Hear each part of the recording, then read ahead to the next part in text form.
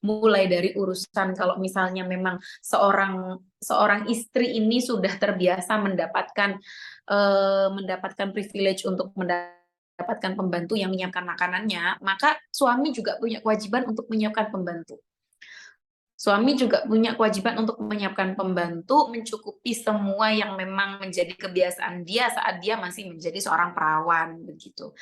Jadi ketika makanya ini yang disebut mukafaah gitu ya. Mukafaah di sini itu bukan hanya sekedar berarti setara dalam urusan agama dengan agama, urusan kepribadian dengan kepribadian, urusan antara keilmuan dengan keilmuan. Tidak hanya di situ. Tapi mukafaah ini dalam urusan mencukupi satu sama lain gitu. Jadi ketika kita ta'aruf, ketika kita menghitbah seseorang, maka dilihat juga dengan bagaimana track dia selama dia perawan. Dia apa namanya suka makan-makan di luar kah, dia suka masak kah, dia harus ada yang membantu kah, dia harus seperti itu apa atau seperti apa. Maka mukafaah di sini yang dilihat oleh laki-laki gitu loh. Jadi kalau misalnya si perempuan ini sudah terbiasa makan-makan di luar, terus kemudian kamu menikah, kamu nggak boleh loh ya, kamu nanti makan-makan di luar setelah menikah dengan aku. Lah, ini masuk ke dalam kriteria ta'aruf kita gitu loh. Oh, kamu sudah belum kamu kok sudah begini sama saya, berarti ya memang tidak mukafaah gitu.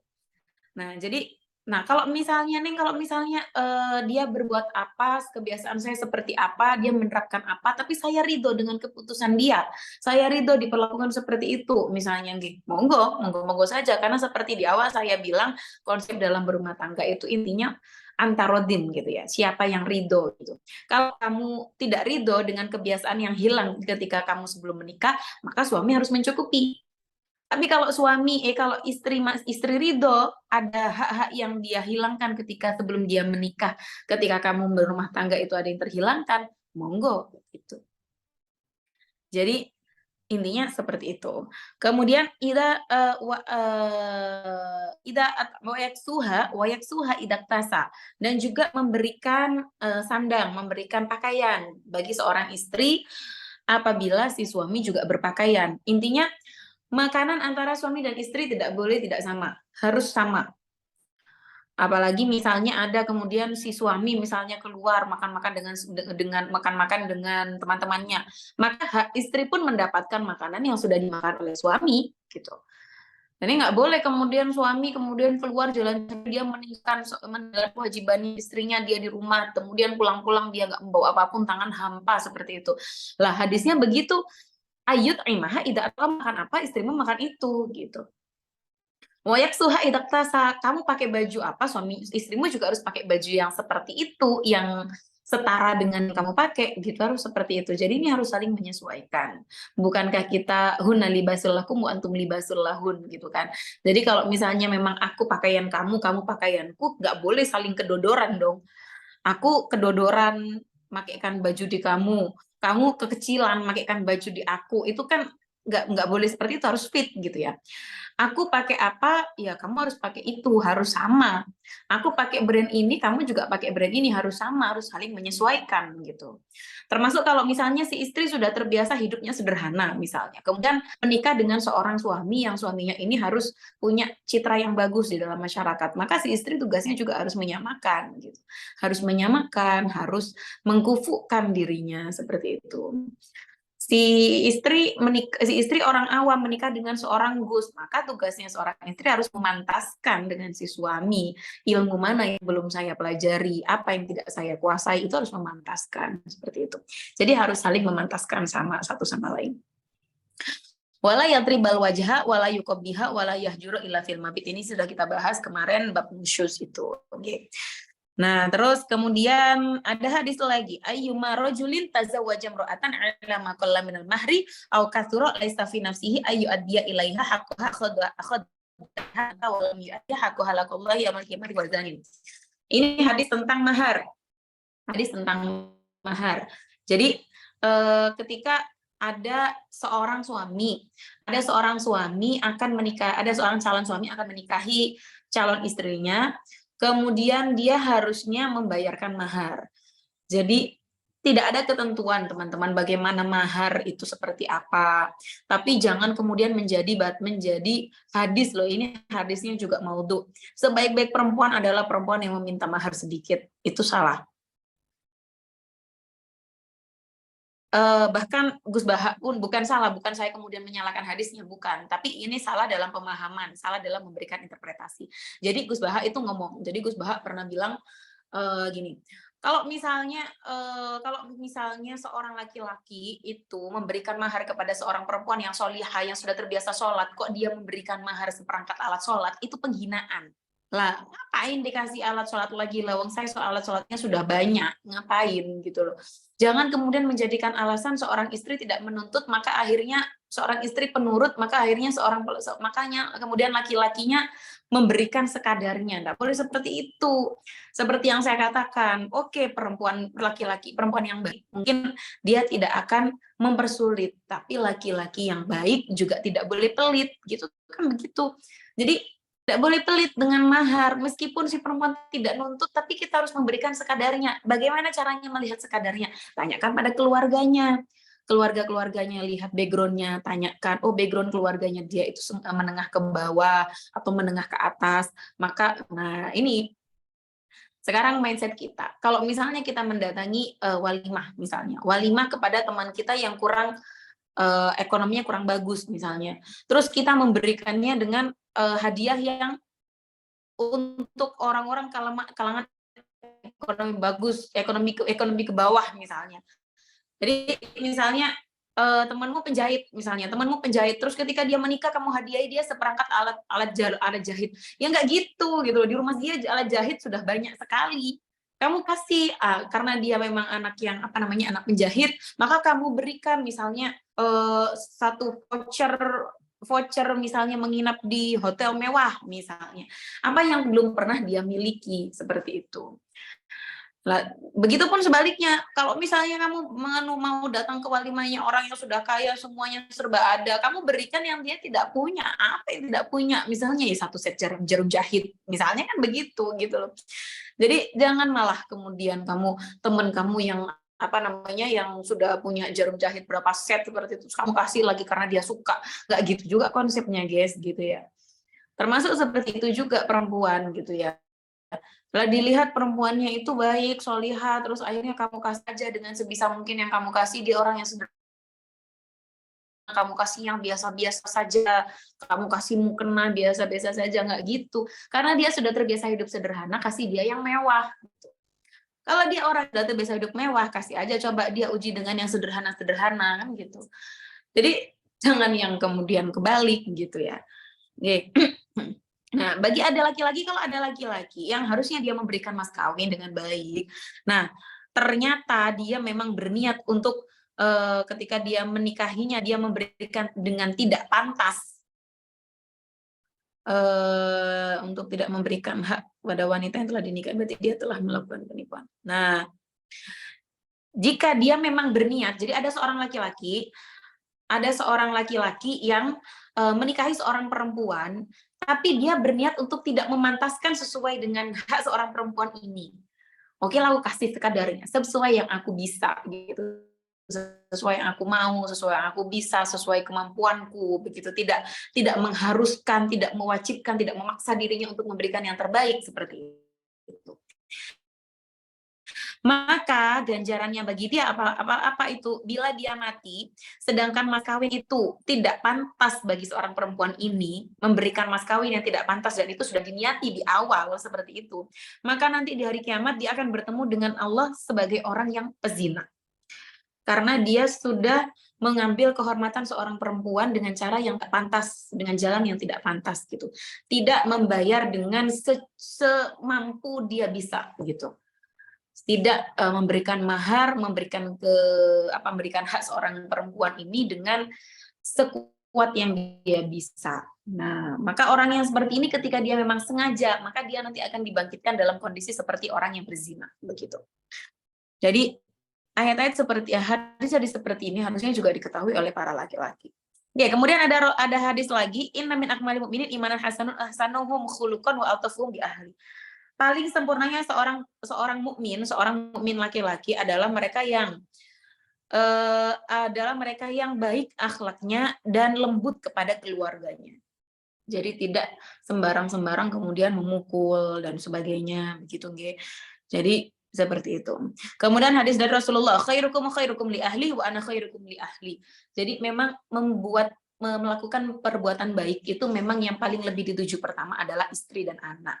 Jadi sekarang kan lagi musim sekali ya, ada muncul sandwich generation begitu ya, generasi sandwich di mana seorang suami itu harus menopang kehidupan dua generasi di atasnya dan generasi di bawahnya. Dia harus membayarkan keperluan orang tuanya, tapi juga membayarkan keperluan anak istrinya. Yang perlu menjadi catatan di sini teman-teman, yang paling penting dahulukan adalah anak dan istri. Tapi anak dan istri pun tidak boleh terlalu menuntut berlebih. Ketika sudah tercukupi, ketika memang sudah terpenuhi, maka persilahkan kepada suami untuk memberikan hak-hak orang tuanya gitu. Jadi memang dalam hadis memang disebutkan seperti itu. Ketika sudah seorang perempuan sudah tuntas dengan dengan kehidupan dengan orang tuanya, dia waktunya menikah, maka sudah tuntas pula tanggung jawabnya kepada orang tuanya, tapi tidak pada laki-laki. Maka laki-laki tetap punya kewajiban kepada orang tuanya. Tapi saya pernah bertanya juga, kewajiban ini di sini seperti apa? Apakah sekedar kewajiban moral untuk berbakti kepada orang tua atau juga kewajiban finansial begitu? Jadi ini ada tahapannya. Jadi tahapannya yang pertama tentu kewajiban moral yang pertama, kewajiban berbakti dan juga tetap taat kepada orang tuanya itu tetap yang pertama. Tapi di sisi itu pun tidak boleh kemudian saling merecoki satu sama lain gitu. Karena tidak bisa juga dibandingkan, kamu antara istrimu dan ibumu kamu lebih sayang mana, tidak bisa dibedakan seperti itu. Dua-duanya harus punya porsi yang berbeda dan punya posisi yang berbeda gitu dengan rasa cinta yang sama gitu. Tidak bisa kemudian saling memilih dua-duanya seperti itu. Antar satu tidak bisa memilih atau tidak bisa menafikan salah satunya, tidak bisa gitu. Jadi dua-duanya pilih dengan adil. Nah, kemudian kalau misalnya memang dia tidak bisa membantu secara finansial karena memang dia harus mencukupi anak dan istrinya, maka dia hanya cukup kepada urusan birrul walidain saja gitu ya. Jadi tidak boleh kemudian karena membantu orang tuanya anak dan istrinya sengsara. Ini tidak boleh. Nah, kemudian khairukum linisaihi wa ana khairukum linisai. Rasulullah juga bersabda begitu. Sebaik-baiknya kalian adalah mereka yang baik kepada istrinya. Jadi sedekah yang terbaik adalah sedekah seorang suami kepada istrinya. Baru kemudian ke anaknya, baru kemudian kepada orang tuanya, baru kemudian kepada kerabatnya. Tidak boleh dibalik. Karena dia pencitraan, dia ingin terlihat baik di luar, tapi tidak baik di dalam. Ini tidak boleh seperti itu, karena ini termasuk ke dalam zolim. Kemudian hadis yang berikutnya, man sabara ala su'i khuluqi imra'atihi a'tahu Allahu minal ajri mithla a'ta Ayyub alaihi salam ala bala'i. Barang siapa yang sabar atas perilaku akhlak kurang baik istrinya, maka Allah akan memberikan pahala seperti pahala kesabaran Nabi Ayub. Sudah sering saya ceritakan kayaknya ketika di pondok itu bagaimana Nabi Ayub ini diuji, mulai dari, karena memang setan itu begitu, setan tuh bilang sama Allah, ya Allah saya minta izin dong, saya melihat itu Nabi Ayub itu orang yang sangat ikhlas, orang yang sangat dermawan, orang yang sangat baik, selalu bersyukur, saya mau menguji orang ini, gimana tingkat kesabarannya gitu. Jadi mulai dari lahannya dibakar, tempat beliau bercocok tanam itu dibakar, kemudian anak-anaknya meninggal semua kena gempa, kemudian juga beliau sampai kemudian akhirnya kena penyakit semacam lepra gitu ya, kalau bahasa ininya lepra, yang kemudian sampai mengakibatkan daging-daging dan kulit-kulitnya ini protol dan sebagainya. Tapi beliau tetap bersyukur kepada Allah.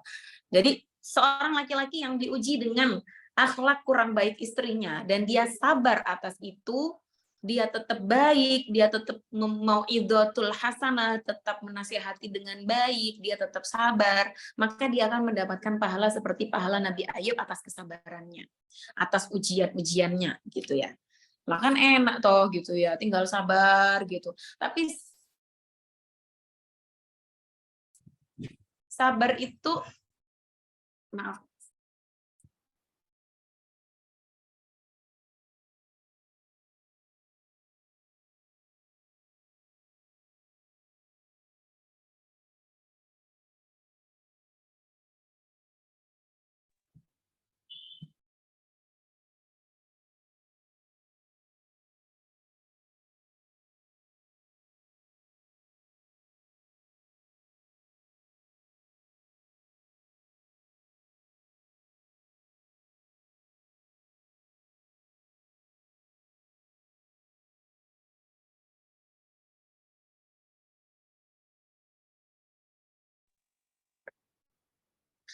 Nggih.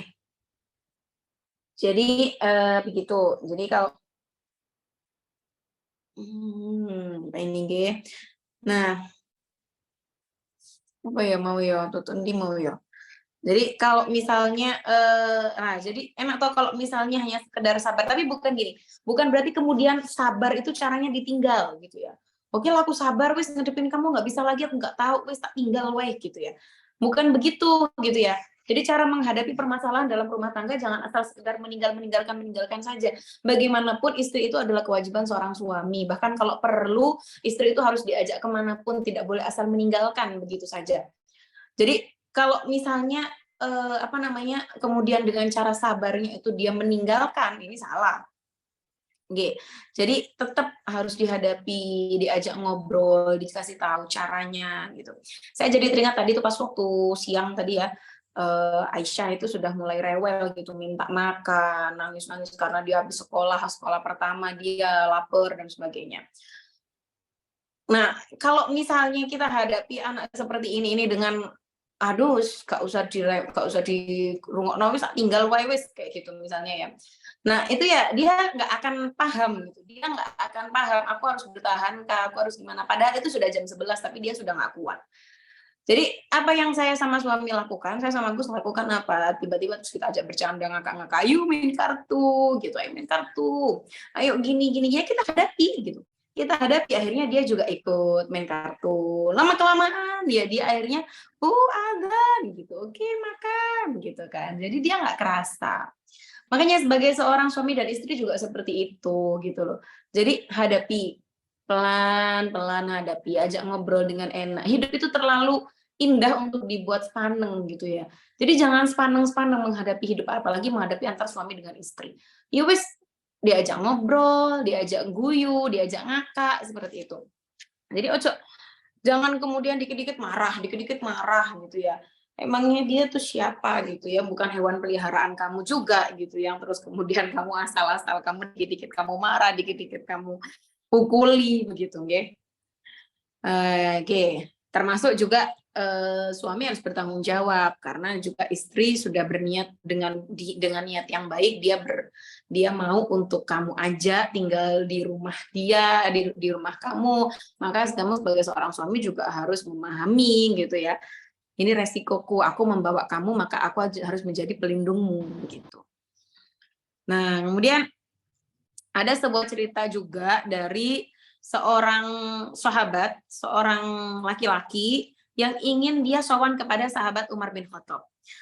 Nah, karepe dia itu datang kepada sahabat Umar bin Khattab itu, dia kepinginnya itu, kepingin curhat gitu loh, curhat tentang bagaimana diperlakukan bagaimana oleh istrinya, kejelekan akhlak istrinya, bagaimana gitu ya.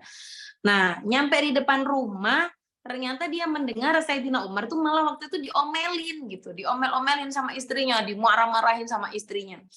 Nah, masih cekep di depan pintunya ini laki-laki ini Sayyidina Umar terus kemudian keluar keluar, tapi dia kemudian misui balik, ngomeli balik, ngamui balik, seperti itu tidak seperti itu. Dengan baik-baik saja, dengan tampangnya tetap senyum, kemudian menemui laki-laki ini tadi. Terus kemudian beliau tanya, "Kamu ada apa datang ke sini?" gitu. "Ya Amirul Mukminin, saya tuh sebenarnya tuh kepengen datang ke sini itu saya kepengen curhat sama jenengan. Tapi setelah saya mendengarkan panjenengan pun juga merasakan hal yang sama seperti saya. Jenengan juga dimaki, jenengan juga diomelin, jenengan juga dimarahi seperti saya. Saya jadi malu sendiri," kata. Terus, "Kenapa kok panjenengan bisa sabar seperti itu?" gitu. Nah, kemudian Sayyidina Umar menjawab, yang intinya jawabannya itu, eee yang intinya jawabannya adalah, apa namanya, "Aku rela atas ucapan jelek istriku, karena hak-haknya yang semestinya aku penuhi. Dia memasak makanan untukku, membuat roti untukku, mencuci pakaianku, dan menyusui anakku. Karena kehadiran dia, hatiku menjadi tentram, aku tidak lagi bermaksiat," gitu ya. "Terhindarlah aku dari perbuatan haram." Jadi Gus Baha juga pernah bilang, "Kenapa di dalam menikah itu kok, semuanya itu menjadi pahala?" Karena semua yang dilakukan dalam pernikahan itu menjauhi dari dosa. Karena kalau misalnya memegang tangan perempuan yang bukan istri, itu berdosa. Maka ketika memegang tangan istri yang sudah halal, yaitu pahala, begitu. Jadi semua bertatap-tatapan juga melihat memandang mata pada orang laki-laki yang bukan mahram itu kan juga berdosa. Maka ketika memandang pada seorang istri yang sudah halal dan sudah halal, maka itu juga berpahala begitu. Jadi banyaknya pahala di dalam rumah tangga, di dalam kehidupan pernikahan itu ya karena kita melakukan itu demi terhindar dari kemaksiatan gitu. Jadi bersyukurlah para laki-laki, kalian punya istri itu harusnya bersyukur karena dia sudah menghilangkan kemaksiatan atas kamu gitu ya. Jadi kenapa Sayyidina Umar kok dia bisa sabar menghadapi, dia bisa diam saja menghadapi tanpa kemudian menimpali dengan omelan, kemarahan dan sebagainya. Karena beliau tahu hak-hak yang harusnya diberikan kepada istrinya justru dilakukan oleh istrinya. Mencuci pakaian.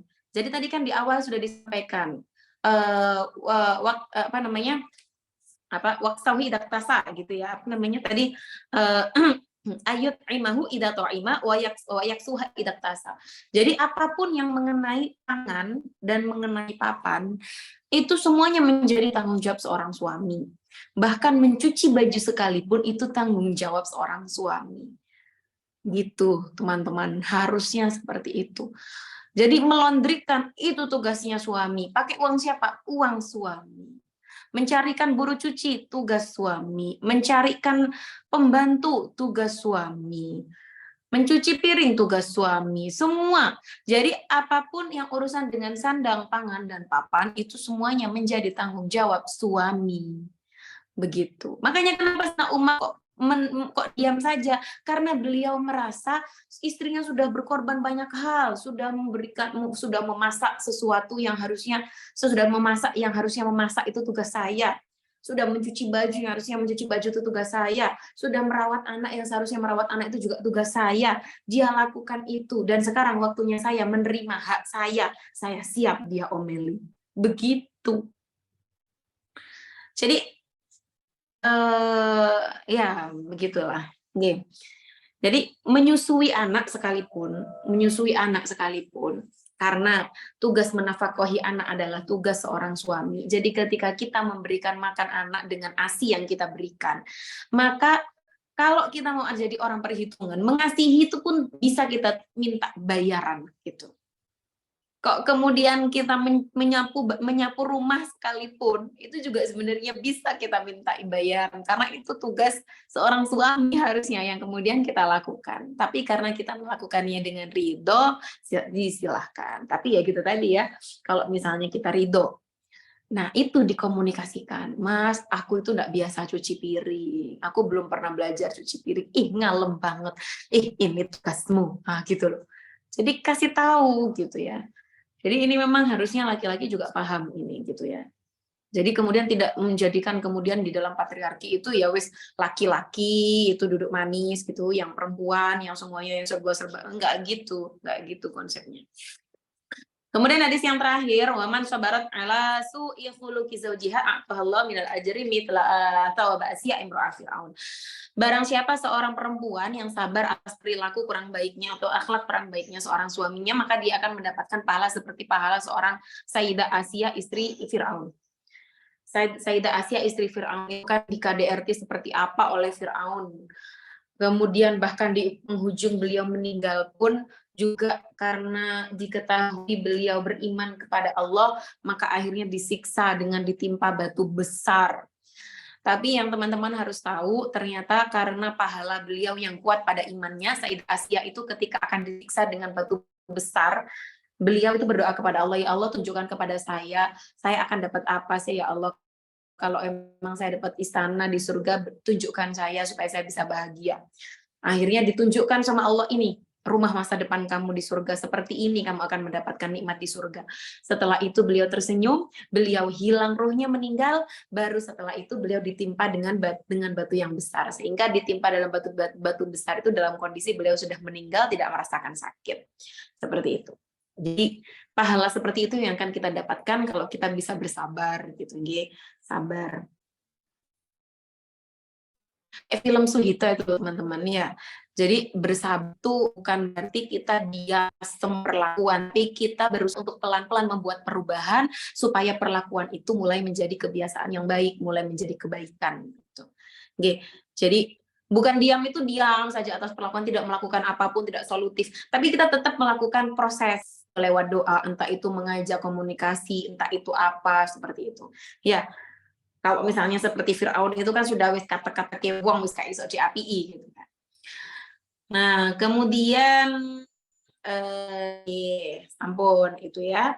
Jadi kemudian ada hadis yang terakhir ini, bukan hadis ya, ada seorang Sayyid namanya Sayyid Habib Abdullah Al-Haddad berkata, laki-laki yang sempurna agamanya adalah mereka yang mempermudah hak-haknya dan bersikap tegas terhadap hak-hak Allah. Sedangkan lelaki yang tidak sempurna agamanya adalah yang sebaliknya. Jadi lelaki yang sempurna adalah mereka yang baik dalam menunaikan hak-haknya termasuk kepada hak-hak istrinya gitu. Jadi hak-hak istri apa saja kemarin kan sudah disebutkan diperlakukan dengan baik, diberikan apa namanya kecukupan seperti itu. Makanya kenapa teman-teman kalau apa namanya jadi apa namanya semua hal tadi yang kemarin yang saya sudah sebutkan termasuk sandang, pangan dan papan dan semua yang berurusan dengan sandang, pangan, papan dan itu semuanya itu harus diberikan kepada seorang istri begitu. Termasuk kemudian yang besok akan kita pelajari adalah bagaimana hak perempuan dalam urusan pendidikan apabila dia sudah berumah tangga begitu. Itu juga. Niku mawon mungkin yang bisa saya sampaikan barangkali bisa dilanjutkan dengan tanya jawab gitu. Matur nuwun. Ini semakin ke sini kok semakin tidak antusias ini kenapa orang-orang ini? Atau jamnya mungkin semakin molor atau bagaimana? Mungkin ini, ada yang masih sholat nih. Ini kalian yang minta sendiri loh ngaji ungku dulu Jen ini. Kok ya semakin ke sini. Ini awal-awal kemarin tuh sampai 90, 100 orang. Ini sekarang jadi tinggal 50 orang. Kemarin juga sudah tinggal 70, 60 orang gitu. Barangkali mungkin ada yang bertanya, silahkan. Oke. Terima kasih Hamidah. Oke, untuk mempersingkat waktu buat teman-teman yang ada pertanyaan terkait materi hari ini ataupun di luar materi boleh Boleh di luar materi. Boleh ada dua yang sudah raise hand, ada Ella sama Sabrina. Boleh. Mau Ella dulu atau Sabrina? Boleh langsung open mic. Sabrina dulu aja Mbak, soalnya tadi yang Sabrina. Oke, Sabrina silakan. Masuk sini. Ayo gitu. Ayo Mbak Sap, gimana Mbak Sap? Sabrina bisa open mic-nya?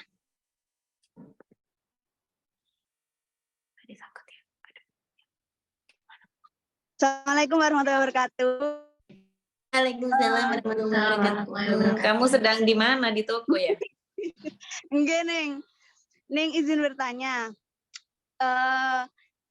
Ini kan saya dengar gini, itu ada hadisnya, bukan hadis Nabi nih, Sayyidah Fatimah itu pernah apa namanya? Pernah bilang kalau wanita paling mulia itu adalah yang tidak pernah melihat laki-laki dan tidak dilihat laki-laki gini. Nah, terus kalau diimplementasikan pada zaman sekarang ini rasanya sulit sekali nih kalau nggak melihat laki-laki dan tidak dilihat laki-laki nih. Nah, jadi kalau bisa diartikan secara kontekstual itu gimana gini biar bisa diterapkan dalam kehidupan sehari-hari. Terima kasih, Ning. Oke.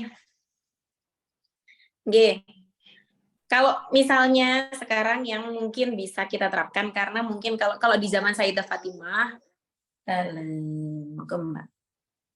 Iya. Ya, sebentar ya, boleh mau minta bantuan sebentar ya. Sebentar saja, nggih. Oke.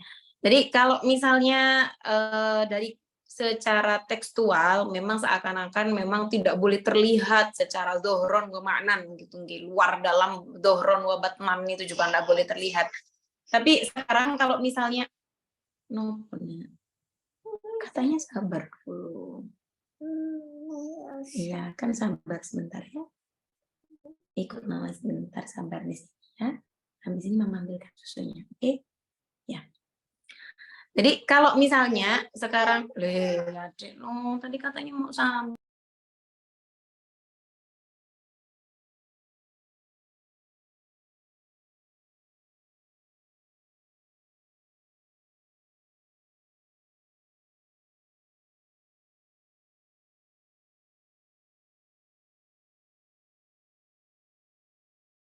Oke, buat teman-teman yang mungkin ada pertanyaan terus selalu untuk on cam bisa lewat ya. Thank you.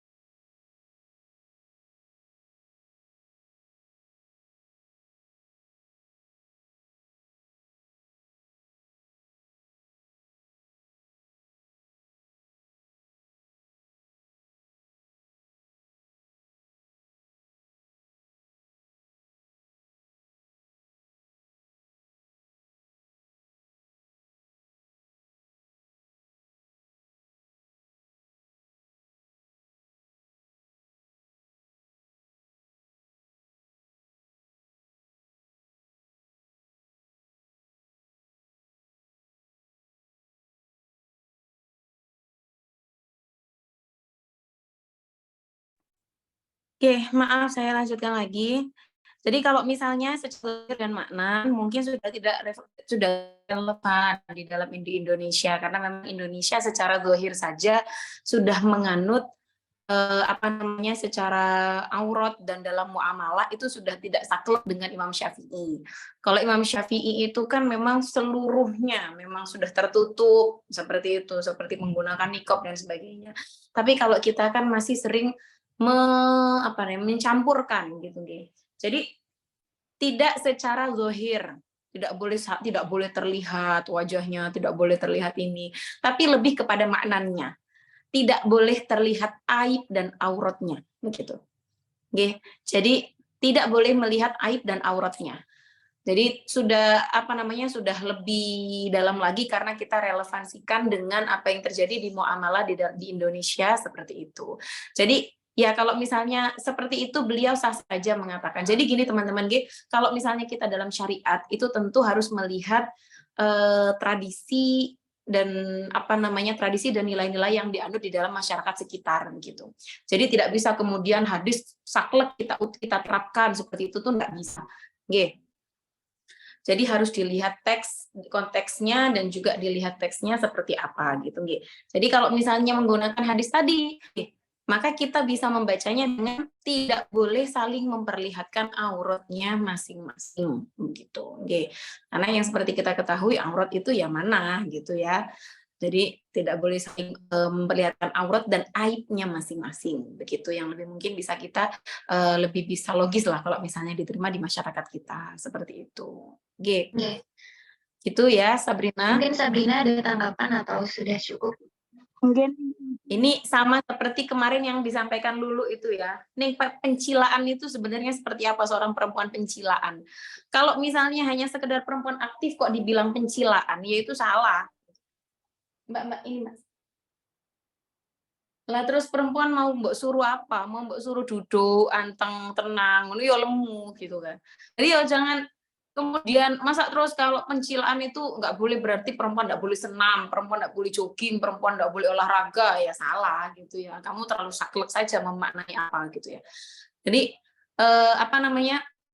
kalau misalnya dibilang pencilaan, mungkin sesuatu yang tidak pantas bagi seorang laki-laki dari kacamata syariat gitu loh. Nah, kalau dalam kategori akhlak itu relatif akhlak itu. Tapi kalau dalam kacamata syariat jelas, selama itu maslahat boleh. Kamu mau salto, kamu mau panjat tebing jadi atlet apapun, monggo silahkan. Itu dalam syariat boleh. Tapi kalau misalnya tidak pantas secara syariat, baru itu yang tidak boleh gitu ya. gitu. Jadi misalnya pencilaan kemana-mana sama pacarnya, itu yang nggak boleh. Gitu. Oke, jadi begitu. Pripun, Sabrina? Gini yang sampun, terima kasih banyak. Oke, matur nuwun ya Midat. Untuk selanjutnya boleh Ella silakan. Ya, terima kasih Mbak Juna. Sebelumnya, Assalamualaikum warahmatullahi wabarakatuh. Assalamualaikum warahmatullahi wabarakatuh. Waalaikumsalam warahmatullahi wabarakatuh. Nah, Neng, saya mau tanya nih, Neng, kan tadi sempat membahas tentang mahar ya, Neng. Nah, terus tadi katanya Neng itu kalau laki-laki yang baik itu seharusnya tidak meremehkan terkait mahar ya, Neng. Nah, gimana sih kalau kita sebagai wanita itu cara minta atau ngomongnya terhadap calon suami dan sekiranya tidak menyakiti calon suami gitu, Neng ya, yang juga tidak memberatkan ke beliau. Dan padahal juga kan sekarang sekarang itu ada di salah satu ada di Indonesia itu yang itu juga sesuai dengan pendidikan yang dia raih, Neng. Kayak misalnya kalau S1 itu berapa, S2 berapa, kayak gitu, Neng. Jadi mohon pencerahannya. Terima kasih. Jadi kalau sampean mau dapat banyak ke Padang aja gitu ya, dapat uang apa itu namanya? Uang Panai. uang apa? Panai. Panai ya. Sesuai dengan jenjang pendidikan yang sudah dihabiskan orang tuanya kepada anaknya, begitu ya. Tapi akhirnya kalau sudah dikasih begitu, berarti kalau sudah transaksi seperti itu, oke. Nanti oke kamu gimana? Kan kamu sudah, saya beli kamu sudah dari orang tuamu, semua yang sudah dihabiskan orang tuamu kepada kamu, gitu kan. Jadi gini, kalau caranya mengatakan gimana, saya nggak kepingin menuntut nih, tapi gimana caranya membuat seorang calon kita peka gitu, supaya calon kita peka memberikan, termasuk gini, kadar nafkah pun itu juga harus melihat bagaimana tradisi di dalam keluarganya. Dan tradisi yang sudah didapatkan oleh si istri tiap bulannya, itu juga harus melihat. Maka, nah ya, taken for granted nanti jadinya Bel gitu ya, 100M, katanya Bella. Oke, caranya gimana? Cara bilangnya, kamu jangan sampai terus ada procot omong terserah kamu, gitu ya. Kalau terserah kamu, sekali laki-laki itu dibilang kata pertama itu menjadi gambaran secara umum bagi seorang laki-laki. Jadi hati-hati kalau ngomong. Jadi jangan ngomong terserah kamu, tanyakan sama keluargaku gimana enaknya, gitu. Tanyakan sama keluargaku gimana enaknya. Kalau misalnya kamu masih belum paham, silakan tanya keluarga kakakku kemarin gimana, gitu. Jadi atau jangan kemudian kembalikan ke si laki-laki atau dikembalikan kepada keluarga laki-lakinya. Silakan kamu musyawarahkan aja sama keluargamu. Kamu dapat dikit nanti. Bukan, maksudnya bukan begitu. Jadi apa namanya ya tadi itu, lebih kepada supaya si laki-laki itu meriset sendiri, menganalisa sendiri seperti apa gitu ya. Atau misalnya ya jadi jangan sampai kamu keperucut nominal gitu, jangan sampai keperucut nominal. Nah, tapi kalau misalnya memang nanti saya pernah apa namanya ngurusi pernikahannya salah seorang alumni kita itu ya. Salah seorang alumni kita itu kan saya pernah ngurusi pernikahannya itu. Jadi si perempuan ini bingung gitu ya. Si perempuan ini bingung karena jadi gini, si laki-laki ini punya tradisi di dalam keluarganya, mahar yang diberikan itu menjadi tolak ukur seberapa besar nafkah yang akan diberikan. Ada di salah satu daerah itu punya kepercayaan seperti itu. Jadi kalau dia memberikan mahar besar, maka nafkahnya harus seperti ini juga gitu tiap bulannya. Akhirnya dia tidak berani memberikan mahar besar. Akhirnya diberikannya lah maharnya itu tidak besar, tapi ketika lamaran dia berikan emas banyak. Emas banyak, uang banyak ketika lamaran sebagai hadiah, bukan sebagai mahar. Maharnya kecil. Di perempuan terbiasa orang akan melihat bagaimana apa namanya prestis seorang suami yang akan menikahi anaknya ini itu dengan melihat angka maharnya. Akhirnya ini nggak ketemu, budaya dua ini nggak ketemu. Yang satu nggak berani maharnya besar, yang satu mintanya maharnya besar supaya kelihatan menjadi prestisius gitu ya, supaya kelihatan harga diri seorang laki-lakinya gitu. Gimana sih, padahal kan kemarin lamarannya tuh besar, saya tuh nggak mau, terus kelihatannya kok maharnya kecil. Orang yang melihat itu maharnya, bukan lamarannya gitu. Boleh enggak kalau uang yang lamaran ini saya masukkan ke dalam uang mahar supaya terlihat besar gitu ya. Nah, ini nggak ketemu ini dua-duanya ini. Gimana gitu, solusinya seperti apa? Akhirnya kemudian saya memberikan kesimpulan dengan Gus supaya pihak perempuan mengikuti apa yang sudah terbiasa di laki-laki. Tapi yang laki-laki pun saya minta untuk memperbesar lagi gitu. Tambah lagi jangan seperti ini gitu loh. Meskipun kamu takut nafkah kamu tidak bisa sebesar mahar, tapi ojo cilik-cilik gitu, unggah nomeneh gitu. Karena sebenarnya hadiahnya sudah diberikan banyak gitu sebelumnya. Akhirnya kita dapat titik jalan tengah gitu, maharnya agak diperbesar. Nah, tapi apa namanya si perempuan ini juga tidak kemudian kepotoan gitulah, seperti itu intinya. Jadi seperti itu, karena kadangkala juga ada tradisi-tradisi yang dibawa oleh masing-masing keluarga ini berbeda, Dok. Jadi makanya yang paling penting di sini yang bagus adalah tolong minta si laki-laki ini untuk belajar kepada keluarga kamu perempuan seperti apa. Karena kan bagaimanapun tamu itu harus mengikuti dari adat tradisi dari orang yang ditamui gitu ya, dari tuan rumahnya. Jadi misalnya kamu mau bertamu di sebuah rumah, aku punyanya kerupuk, tak bawakan kerupuk ke rumah kamu, tapi yang punya rumah ternyata alergi sama kerupuk. Nah, ini kan begitu jadinya gitu. Kamu harus tahu, tanya sama tuan rumahnya. Tuan rumah kamu itu orang yang mau kamu datangi, kamu itu sukanya apa? Kamu mintanya apa? Oh, kamu suka donat. Oke, tak bawakan donat gitu. Jadi tanyakan pada pihak si perempuan tradisinya seperti apa, kemudian keluarga itu dulu maharnya seperti apa, banyaknya berapa, lamarannya seperti apa. Kalau nggak bisa dapat jawaban dari situ, tanya pada orang sekitarnya. Dulu lamarannya gimana ya bentuknya? Anaknya ini suka apa ya? Gitu, ditanyakan gitu nih. Malah sekarang itu ada model lain kalau urusannya lamaran itu. Biasanya yang beli barang lamaran itu dari perempuan, yang ngasih uang dari yang laki. Ada juga yang begitu. Kamu belanjain aja baju sesuka kamu, make up sesuka kamu, ini sesuka kamu. Nanti aku yang bayarkan gitu, tapi nanti aku yang bawa gitu. Ada yang seperti itu. Nah, urusan mahar seperti tadi ya. Jadi ajari mereka untuk belajar kepada keluarga kita.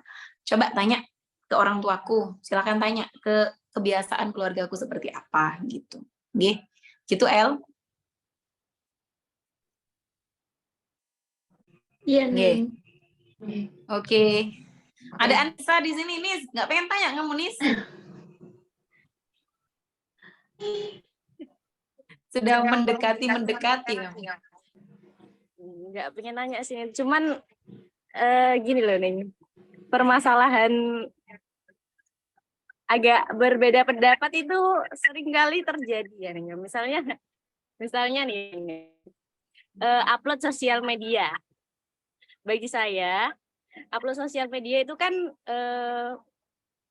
personal branding, bentuk personal branding. Nah, suami saya ini itu Yuyun. Itu kurang setuju kalau misalnya saya menampakkan misalnya foto saya atau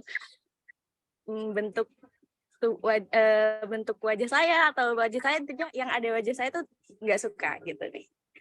Jadi berbeda. Nah kalau ditanya kenapa, kan saya selalu bilang nggak apa-apa, orang bersama aja ngupload Neng Widat misalnya.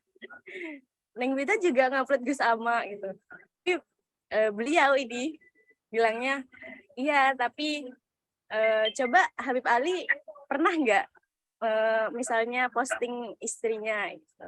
Nah, saya bingung nih jawabnya sebenarnya. Dan sedikit agak kesal nih gitu. Gitu sih. Ya dijawab aja lah, kamu bukan Habib ya. Saya bukan Syarifah. Oke, perbedaan pendapat seperti ini, teman-teman. Kemarin kan saya kayaknya pernah ngomong ya, di rumah tangga itu ada kebiasaan saling meracuni satu sama lain, saling mengkontaminasi satu sama lain, dan itu sudah menjadi tugas misi masing-masing suami dan istri.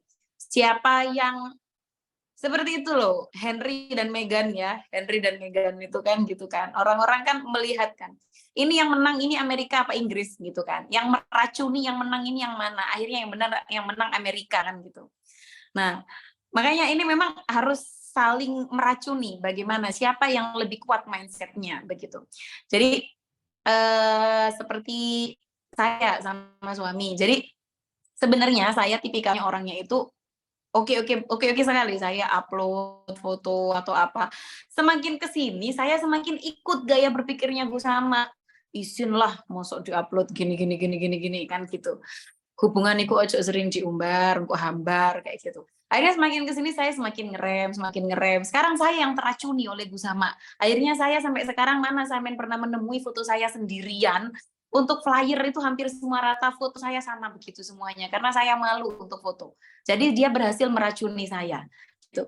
Jadi di dalam rumah tangga itu memang kuat-kuatan mindset mana yang kuat gitu. Tapi yang paling penting harus saling komunikasi. Sebutkan kamu maunya gimana. Aku ini gini loh Mas. Aku tuh sukanya gini.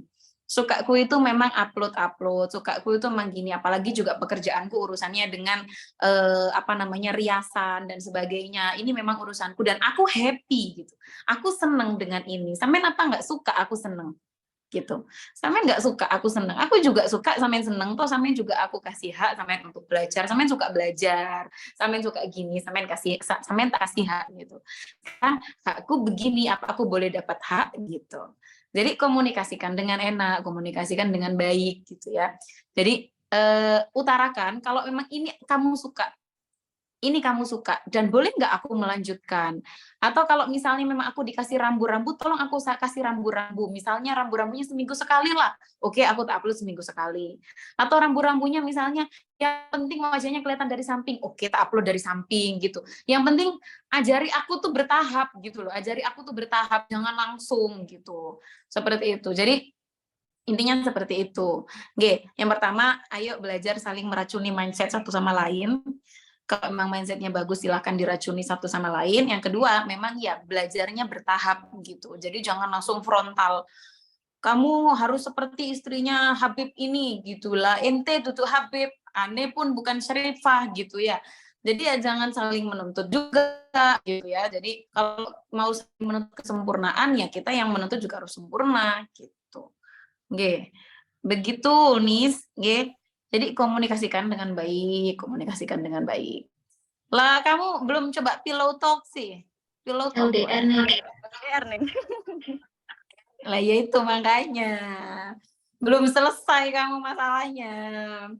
Kalau semua masalah bisa terselesaikan. Pillow talk itu jurus paling ampuh. Ya gimana aja? Dan banyakin komunikasi video call lah, video call. Video call-nya isinya debat nih. Itu bagus. Sleep call. Ya maaf bagi para jomblo ini anggap ini komunikasi saya hanya 2 arah 4 mata saja. Nggih. Jadi yang lain minggir. Nggih. Jadi ya itu debat tuh bagus. Jadi saya setuju kalau rumah tangganya itu harus diisi dengan perdebatan ilmu, perdebatan saling. Makanya saya bilang, saya sama suami itu kalau misalnya kemarin saya bikin podcast, kalaupun saya nggak bikin podcast is my whole life pokoknya. Seluruh hidup saya itu memang podcast. Saya selalu tanya jawab dengan suami, debat selalu, apapun itu. Karena di situ akan hidup rumah tangga kita. Bandingkan dengan rumah tangga yang adem ayem, meneng-menengan, duduk HP-an, meneng, kamu apa, kamu siapa, kan gitu. Lama-kelamaan juga amnesia akhirnya. Gitu. Ya, jadi memang nggak apa-apa. Debat itu bagus, itu pintu masuk untuk bisa komunikasi. Tapi sampai debat itu sampai menjatuhkan marwah seorang laki-laki, ini ya hati-hati. Ya. Oke. Oke, matur nuwun nih. Nggih. Ica ada Ini yang tanggapan? jomblo. Kalau Ella kan hampir nikah tadi, oke lah bertanya mahar. Anissa bertanya komunikasi. Tadi si Sabrina, ayo iki sing kawak-kawak iki. Ono Uca, ayo Ca. Ica udah ada nih. Assalamualaikum, Neng. Apa Ca kamu Ca? Mau bikin undangan? Ca? Bosan, Banyak lagi Neng. sudah. Saya lebih salvo ke itu cincinnya yang Neng pakai kok bagus. Ini toh. Itu tas dia. Ini tas B. Oh, Ini tas B, spill guys. Neng beli. Nah, Yo.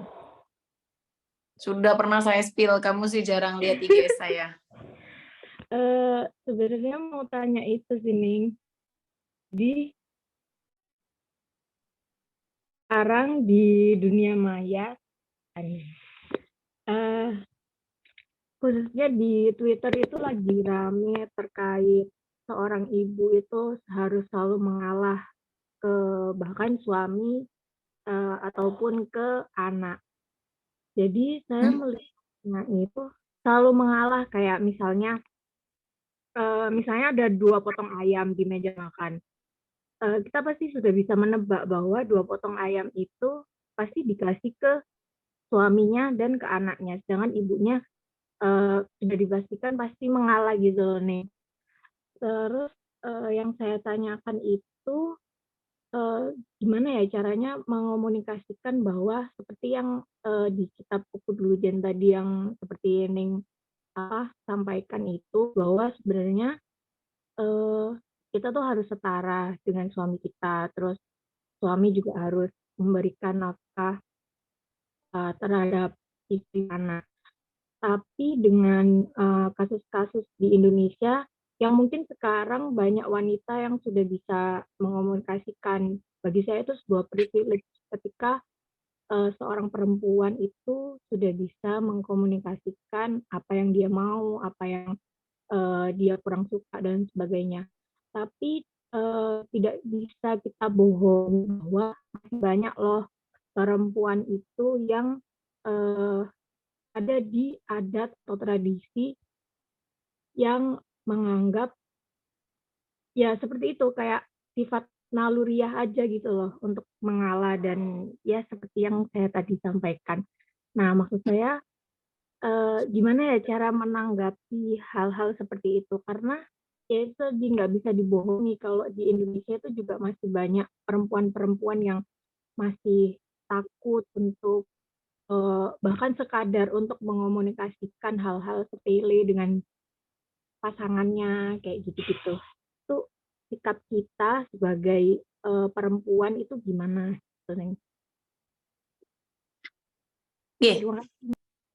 Oke, ternyata panjang pertanyaanmu, Cah. Tak kira singkat.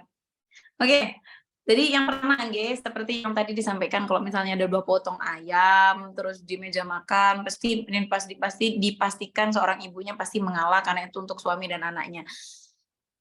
Saya tidak bisa mengelak, tapi juga saya nggak gitu juga saya. Jadi saya kalau rebutan ya rebutan aja sama suami sama anak saya. Jadi kalau ada coklat sisa gitu itu di kulkas, ya rebutan aja biar happy gitu, rebutan ya. Saya rebutan. Bahkan sama suami kita rebutan tulang muda itu. Saya sama suami rebutan. Ada makanan anak yang enggak kita rebutin gitu ya. Bukan berarti kemudian saya selalu mengalah, enggak juga, karena sifat saya memang tidak mengalah. Kalau memang aslinya kamu perempuan enggak suka mengalah, ya jangan mengalah gitu. Tapi gini, memang benar katanya Uca yang di akhir tadi, memang mungkin suara-suara bagi orang yang belum pernah menikah di luar, yang belum pernah menikah pasti menganggap itu kok kasihan banget ya, itu kok selalu mengalah seperti itu. Tapi sebenarnya hal-hal seperti itu sebenarnya intuitif ya. Intuisi bagi seorang perempuan ketika dia sudah punya anak, seperti saya ini ya. Saya dulu ketika masih bujang, masih lajang, itu saya selalu menyisipkan uang bulanan saya itu untuk beli baju. Saya suka beli baju, beli buku, itu saya suka sekali. Tapi semakin ke sini, saya jarang sekali beli baju. Karena setiap kali saya ke mall yang kelihatan mesti baju anak. Jadi bukan berarti saya mengalah, karena saya memang kalah, gitu bukan. Karena memang, kok tiba-tiba aku beli bajunya anak ya? Kan aku juga pengen beli baju, gitu. Tapi memang kayak sudah otomatis gitu ya, otomatis. Bajunya anak lucu, bajunya anakku duluan aja, aku lebih suka bajunya anak gitu. Jadi memang kayak intuitif gitu, memang muncul sendiri perasaan-perasaan seperti itu. Nah, yang bahaya itu kalau misalnya perasaan mengalah itu dipaksakan, itu yang berbahaya. Kalau terpaksa mengalah, nah itu terpaksa mengalah itu yang bahaya dan tidak sehat gitu. Tapi kalau misalnya secara refleks, secara spontan memang dia mengalah karena intuisinya dia mengajak seperti itu memang naluri keibuan begitu. Nah, kalau misalnya dan bagaimana cara mengkomunikasikan kepada pasangan kita, bagaimana supaya ada ketidaksenjangan dan sebagainya, itu semuanya dilatih ya. Komunikasi itu dilatih. Nah, makanya ketika di awal saya dengan suami itu ketika saya sudah sering cerita mungkin ya, ketika saya awal masa ta'aruf dengan Gus, itu memang yang kita rutinkan adalah komunikasi. Gimana nyambung enggak? Saya sama suami ini nyambung apa enggak? Enak enggak diajak ngobrol? Di situ titiknya. Kalau kita orang yang terbiasa mengkomunikasikan segala sesuatu yang bahkan remeh sekalipun, maka carilah suami yang memang benar mau mendengarkan untuk urusan itu. Lah, makanya kemarin yang saya bilang itu, jangan sampai salah server ketika kita ta'aruf. Kita kepengennya cari suami yang suka ngobrol dengan kita karena kita suka ngobrol. Ternyata kita kepincut sama yang ganteng saja tapi nggak bisa ngomong. Gini. Ini akhirnya kita salah server gitu loh. Jadi ini yang juga harus diperhatikan. Kalau misalnya kita orang yang ekstrovert gitu, lah Neng kalau ekstrovert sama introvert berarti dia akan jadi orang-orang yang tidak akan menjadi orang yang tidak romantis gitu. Enggak gitu juga gitu ya. Enggak bisa dipukul rata begitu juga gitu. Seperti suami ini, Gus ini introvert orangnya. Saya orangnya ekstrovert. Nah, jadi ketika saya sama Gus, ini Gus yang akhirnya teracun sama saya. Sekarang Gus kan orangnya lebih terbuka, lebih care sama orang, lebih begitu kan sama orang begitu. Makanya tadi saya bilang saling meracuni satu sama lain. Nah, sekarang kalau misalnya sampean lihat Gus kan Gus jadi orangnya lebih mau keluar di media dan sebagainya. Ini juga sudah mulai lebih mau gitu. Kalau dulu kan enggak. Nah, ketika dulu awal, Gus masih awal-awal baru buka sosial media itu. Awal-awal beliau nggak pernah mau nge-repost saya. Saya marah-marah sama beliau bilang, "Bapak kok nggak pernah nge-repost gitu. Mau dihargai sekedar di-repost aja." Oh gitu ya, berarti sampai seneng di-repost. Nah, kadang laki-laki itu bukan karena ini ya, karena kemarin saya bilang ya agak ketidakpekaan itu sehingga dia tidak tahu gitu. Kalau perempuan kan semua serba tahu, sudah dipikirkan. Bahkan urusan nanti saya harus ngomong apa biar nggak sakit hati, itu kan dia sudah memikirkan. Kalau laki-laki nggak begitu gitu. Jadi harus dikasih tahu. Kalau seneng di-repost, kasih tahu biar dia merepost. Gitu. Jadi harus dikasih tahu. Jadi komunikasi supaya membiasakan berkomunikasi, jangan gengsi-gengsian.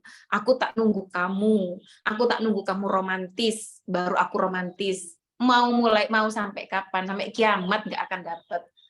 Nggih. Jadi kalau kamu mau diromantisi, ajari dia romantis. Kamu yang romantis duluan, biar dia belajar cara romantis dari kamu. Kalau kamu mau dia berkomunikasi dengan baik ke kamu, ajari dia berkomunikasi dengan baik supaya dia belajar berkomunikasi dari kamu, gitu. Jadi seperti itu. Kalau saling mengharapkan, saling menganggap selesai, harus kita awali, gitu. Ya, banyak sekali orang yang tanya gitu, "Neng, saya itu mau ta'aruf sama seseorang, tapi orang itu tuh nggak ngawali ke saya, Neng. Gimana? Saya kan malu kalau sebagai perempuan harus mengawali gitu." Lah ini kan urusan rumah tangga itu dilakukan berdua, dirasakan berdua, prosesnya juga. Ya kalau yang sana nggak mulai, kamu dong yang mulai aja.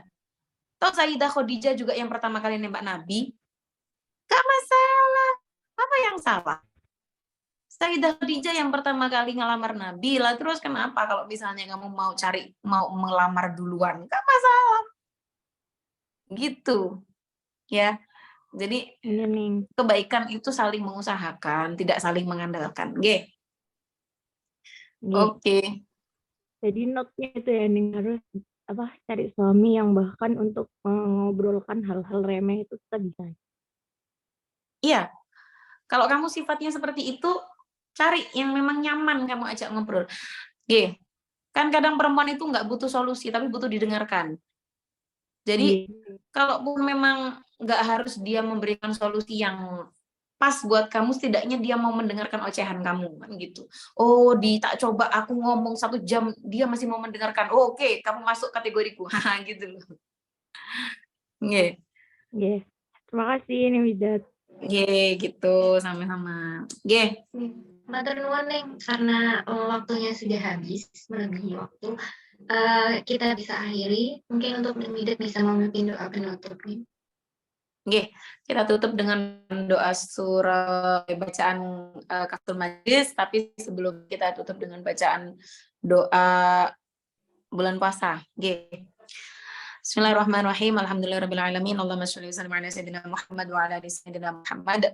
Allahumma ya Rabb taqabbal minna salatana wa siyamana wa qiyamana wa ruku'ana wa sujudana wa taqarrubana wa takhashu'ana wa ta'abbudana wa tamim taqassirana ya Allah ya Allah ya Allah ya rabbal alamin. Allahumma fariqal furqan munazzilal Qur'an bil hikmati wal bayan barikillahumma lana fi syahri Ramadan. Allahumma fariqal furqan munazzilal Qur'an bil hikmati wal bayan barikillahumma lana fi syahri Ramadan. Allahumma fariqal furqan munazzilal Qur'an bil hikmati wal bayan barikillahumma lana fi syahri Ramadan. Wa bijal Mustafa Muhammadin sallallahu alaihi wasallam. Al-Fatihah.